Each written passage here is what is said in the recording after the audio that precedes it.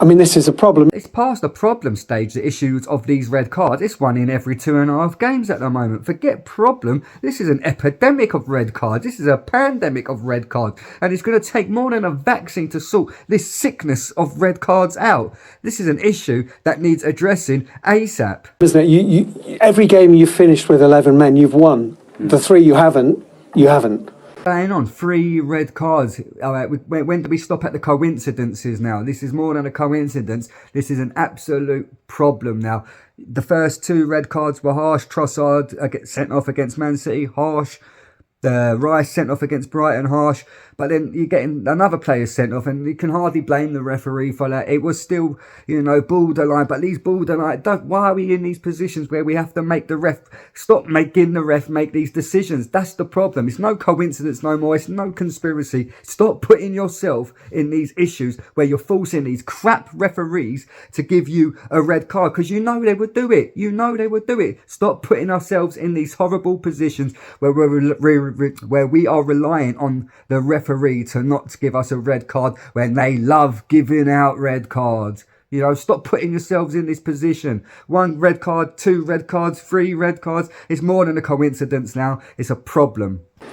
It's very difficult to win the Premier League with 10 men. I mean, Arteta, you better be careful because they've done over Tonali for betting on matches. They've done over Paqueta betting on matches. You sure you ain't sending Uncle or Auntie, Uncle Arteta into the local bookies and saying, back an Arsenal player to get a red card? Because, I mean, what's going on? Every 2.5 games, we're getting a player sent off. If that ain't irregular, I don't know what is. And then, second of all, don't be going out there saying it's hard to win a Premier League with 10 men when you're getting players sent off. Please don't do that because the way it's going, we ain't going to win a Premier League then basically because we're getting players sent off every 2.5 games. So we might as well forget the Premier League. The game is even coming here against the team is very difficult. We knew that from the beginning. So the task to do it with 10 men for 67, 68 minutes is just an accident waiting to happen. Listen, we're putting ourselves in this accident waiting to happen. I told you, 3 red cards is not good enough. When do we start thinking, hold on a minute, start looking at yourself. Stop putting the referees in position where they've got to send off our players.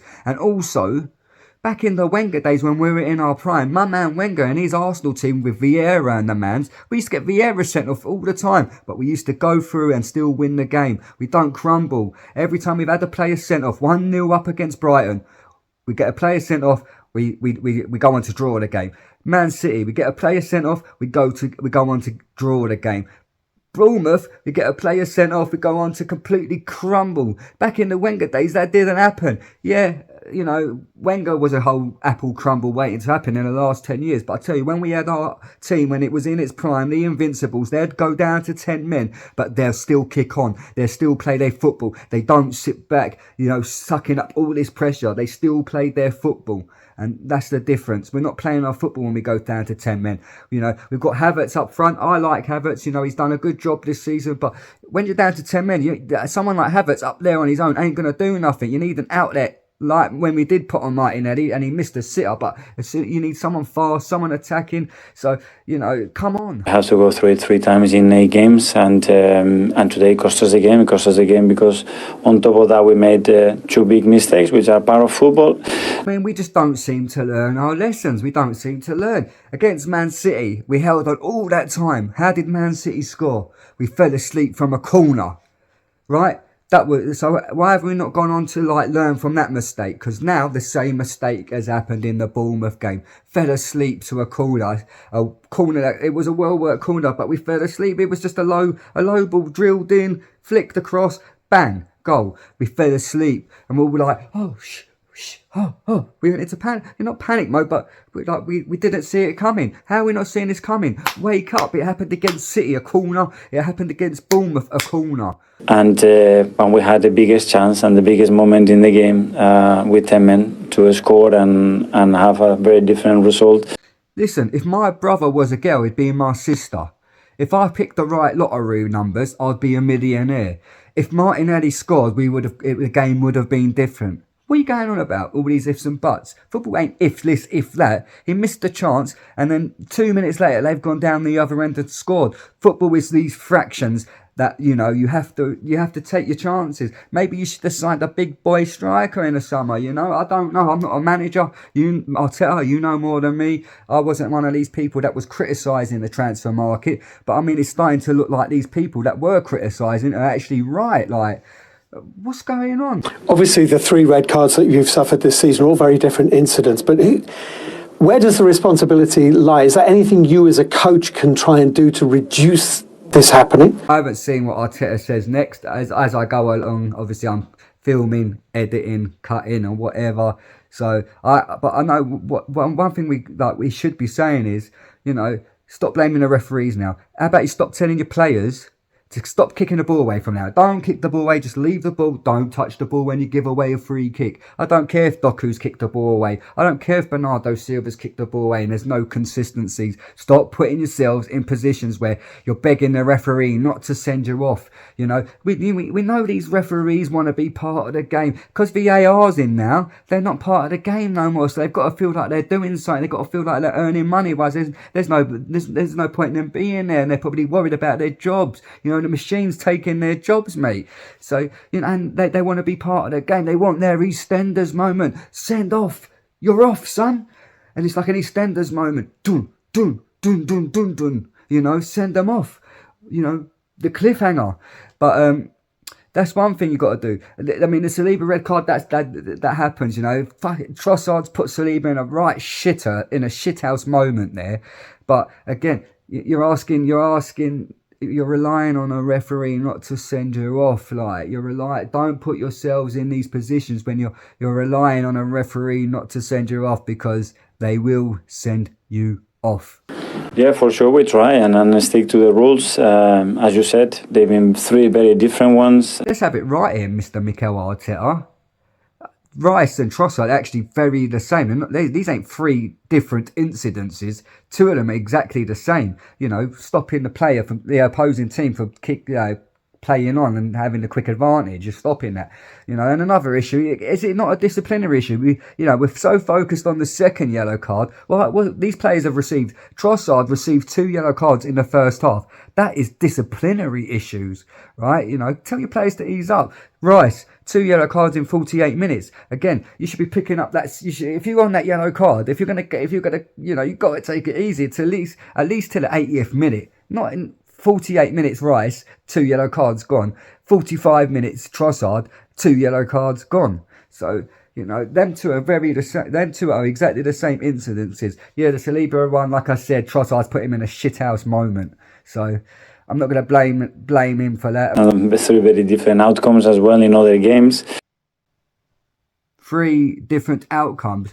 No, they were pretty much the same outcomes in all 3 of them. You know, we're 1-0 up against Brighton, sent off. Player gets sent off. We go on to draw the game.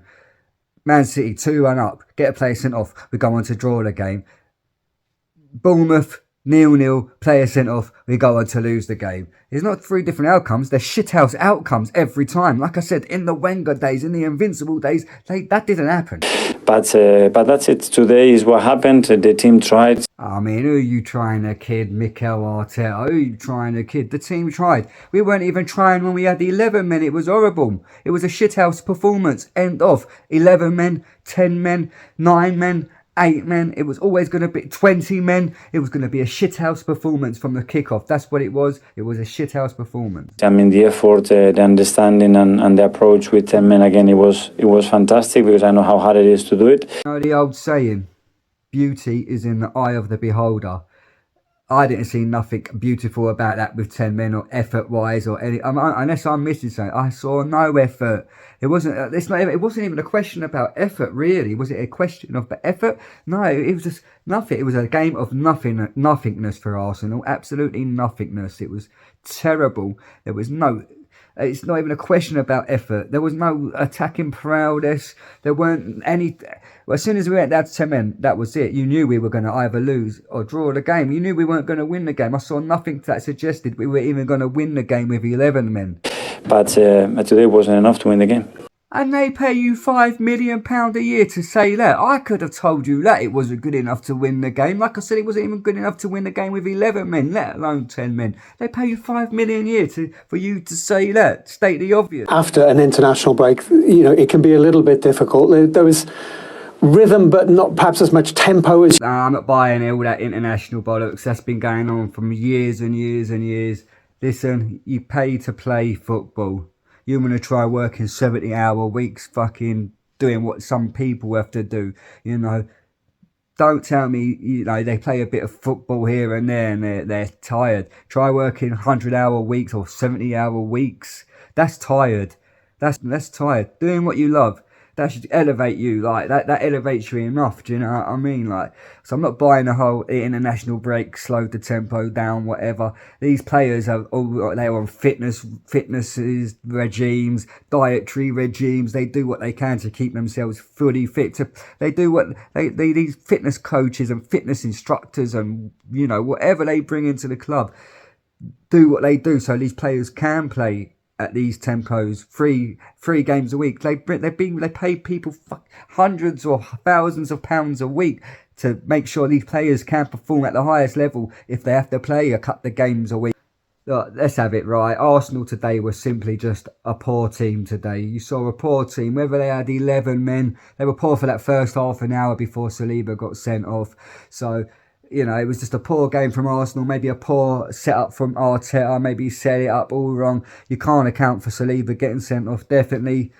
But it is what it is. I'm still, I'm going to ride the Arteta gravy train at the moment, like the other Arsenal fans. I'm not an Arteta out kind of guy. Well, we ain't going to go the whole season undefeated or anything, We ain't no Wenger. We've said that in this video. The Wenger teams, they'd go down to 10 men and they'll still win the game. They ain't here. They ain't Arteta. Well, not yet, it ain't. But I'm going to stick with Arteta. I don't know how you guys feel. You can comment below if you want him out, want him in. That's down to you. It's all a matter of opinion. It's quite the popular opinion, this whole Arteta, Arsenal fan love-hate relationship with Arteta.